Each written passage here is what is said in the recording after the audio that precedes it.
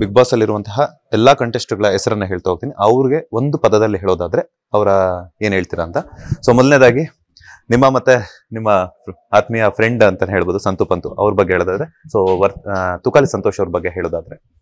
ತುಕಾಲಿ ಸಂತೋಷ್ ಅಂತಂದ್ರೆ ನನ್ನ ಒಬ್ಬ ಅಣ್ಣ ತಮ್ಮ ತರ, ಒಂದು ಗುಡ್ ಆರ್ಟ್ ಪರ್ಸನ್. ಬೆಂಕಿ ಬಗ್ಗೆ ಹೇಳೋದಾದ್ರೆ, ನಿಮ್ಮ ಮತ್ತೆ ತನಿಷಾ ಕುಪ್ಪಂಡ ಅವರ ಕೆಮಿಸ್ಟ್ರಿ ಆಗಿರ್ಬೋದು ಅಥವಾ ಫ್ರೆಂಡ್ಶಿಪ್ ಆಗಿರ್ಬೋದು ತುಂಬಾನೇ ಇಷ್ಟ ಆಯ್ತು ಜನರಿಗೆ. ಸೊ ಅವ್ರ ಬಗ್ಗೆ ಹೇಳೋದು ಬೆಂಕಿ ಬೆಂಕಿ ಅಂತಾನೆ ಕರಿತಾ ಇದ್ರಿ. ಸೊ ಬೆಂಕಿ ಬಗ್ಗೆ ಏನ್ ಹೇಳ್ತೀರಾ? ನಿಜವಾಗ್ಲೂ ಬೆಂಕಿನೇನೆ. ಬೆಂಕಿ ಹೆಂಗಂತಂದ್ರೆ ಒಬ್ರಿಗೆ ದೀಪನೂ ಕೊಡುತ್ತೆ, ಅದ್ರ ಸವಾಸಕ್ಕೆ ಹೋದ್ರೆ ಸುಟ್ಟು ಹಾಕುತ್ತೆ. ಅವಳು ಹಂಗೆ ಬೆಂಕಿ ತರನೇನೆ ಅಂತ ಹೇಳ್ತೀನಿ. ಸಂಗೀತ ಅವ್ರ ಬಗ್ಗೆ ಹೇಳೋದಾದ್ರೆ? ಸಂಗೀತ ಅಂತಂದ್ರೆ ಒಂಥರ ಸ್ಟ್ರಾಂಗ್ ಲೇಡಿ ಅವಳು. Strong lady.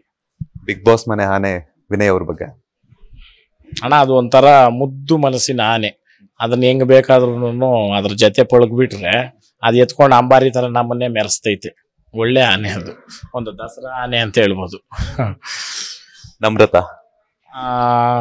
ನಮ್ರತನೂ ಅಷ್ಟೇನೆ. ಪಕ್ಕದಲ್ಲಿ ಕೂತು ಮಾತಾಡ್ದವಾಗ ಅರ್ಥ ಆಗುತ್ತೆ. ಆ ಹುಡುಗಿ ಹೊರಗಡೆ ಜಾಸ್ತಿ ಜನ ಜೊತೆ ಇರ್ತಾ ಇರಲಿಲ್ಲ ಅಂತೆ. ಲಾಸ್ಟ್ ದಿನದಲ್ಲಿ ತುಂಬಾ ಚೆನ್ನಾಗಿ ನಮ್ಮ ಜೊತೆ ಮಾತಾಡ್ಕೊಂಡಿದ್ರು. ಡ್ರೋನ್ ಪ್ರತಾಪ್? ಡ್ರೋನ್ ಪ್ರತಾಪ್ ಒಂದು ಹಳ್ಳಿ ಪ್ರತಿಭೆ. ಸಿರಿ ಅವ್ರ ಬಗ್ಗೆ ಹೇಳೋದು?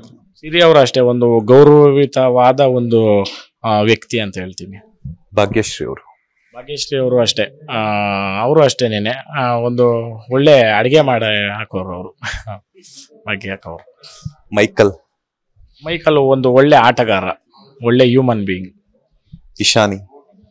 ಈಶಾನಿ ಆ ಹುಡುಗಿನೂ ಅಷ್ಟೇನೇನೆ. ಆ ಹುಡುಗಿ ಬಗ್ಗೆ ನಾವ್ ಹೇಳ್ಬೇಕಂದ್ರೆ ನಾನು ಆ ಹುಡುಗಿ ಜಾಸ್ತಿ ನಾವೇನು ಇಲ್ಲ, ಒಂದು ಒಳ್ಳೆ ಕಂಟೆಸ್ಟೆಂಟ್.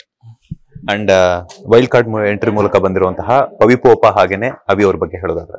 ಅವಿ ಅವ್ರ ಬಗ್ಗೆ ಹೇಳ್ಬೇಕಂದ್ರೆ ಅವರು ಅಷ್ಟೇ ನನಗೊಂದು ಅಣ್ಣನ ರೀತಿ ನಾನು ಹೇಳ್ತೀನಿ. ತುಂಬಾ ಒಳ್ಳೆ ವ್ಯಕ್ತಿ ಅಣ್ಣ. ತುಂಬಾ ಅಂದ್ರೆ ತುಂಬಾ ಇನ್ನೋಸೆಂಟ್ ವ್ಯಕ್ತಿ, ಒಳ್ಳೆ ವ್ಯಕ್ತಿ. ಆಮೇಲೆ ಅವ್ರ ಪವಿ ಅವರು ಅಷ್ಟೇನೆ. ಅವರು ಯಾರು ಕನೆಕ್ಟ್ ಇರ್ತಾರೋ ಅವ್ರ ಹತ್ರ ಚೆನ್ನಾಗಿರ್ತಾರೆ. ಅಂಡ್ ವಿನ್ನರ್ ಈ ಬಾರಿಯ ಒಂದು ವಿನ್ನರ್ ಪಟ್ಟವನ್ನ ಪಡ್ಕೊಂಡಿರುವಂತಹ ನಮ್ಮ ಕಾರ್ತಿಕ್ ಮಹೇಶ್ ಅವ್ರ ಬಗ್ಗೆ ಹೇಳೋದಾದ್ರೆ? ಕಾರ್ತಿಕ್ ಅಷ್ಟೇ, ಅವನು ಒಳ್ಳೆ ವ್ಯಕ್ತಿನೇ. ಲಾಸ್ಟ್ ದಿನದಲ್ಲಿ ನಾನು ಕಾರ್ತಿಕ್ ಚೆನ್ನಾಗಿ ಇದ್ರಿ.